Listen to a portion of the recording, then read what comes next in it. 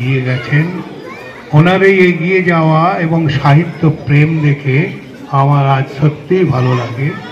আশা করি উনি আরও দীর্ঘায়িত হোক ওনার সাহিত্য।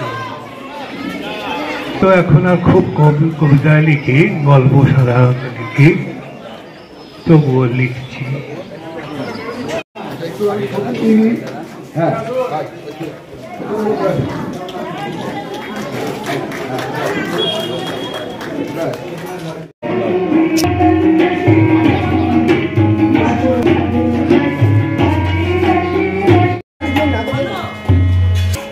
আচ্ছা, এই মুহূর্তে সতীশচন্দ্র উনি আমাদের এখন ধরুন এই কবিতা বা সাহিত্য চর্চাটা আমাদের এই সময়ে খুব কমে এসছে।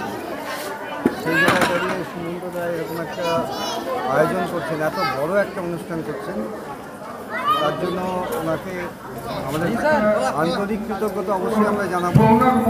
আমাদের যে ট্র্যাডিশন, আমাদের যে সংস্কৃতি ঐতিহ্য আছে, সেটাকে বাঁচিয়ে রাখার যে একটা অধীর চেষ্টা সুমন্তদা করছেন, আমি ব্যক্তিগতভাবে তাকে ধন্যবাদ জানাবো।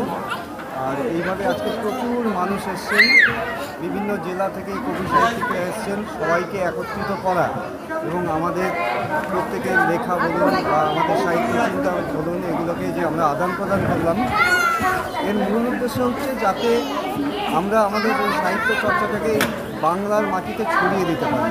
যে চর্চাটা আমাদের হারিয়ে যাচ্ছে, সেই চর্চাটা যেন আমরা পুনরুদ্ধার করতে পারি।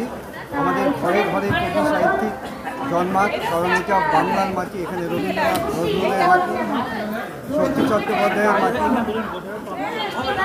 সুনীল গঙ্গোপাধ্যায়ের মাটি। সুতরাং আমরা চাইব আমাদের যে পরম্পরা ঐতিহ্য আছে সেটা বজায় থাকুক এবং আমরা একটু দায়িত্ব নিয়ে যদি এটাকে ছড়িয়ে দিতে পারি, আশা করব আমরা আমাদের ভীত সাংস্কৃতিক যে পরিমণ্ডল সেটাকে আবার পুনঃপ্রতিষ্ঠিত করতে পারবো। এবং ব্যক্তিগতভাবে আমি সুমন্তদাকে এই আয়োজনটা করার জন্য অবশ্যই আবার আন্তরিক ধন্যবাদ জানাই।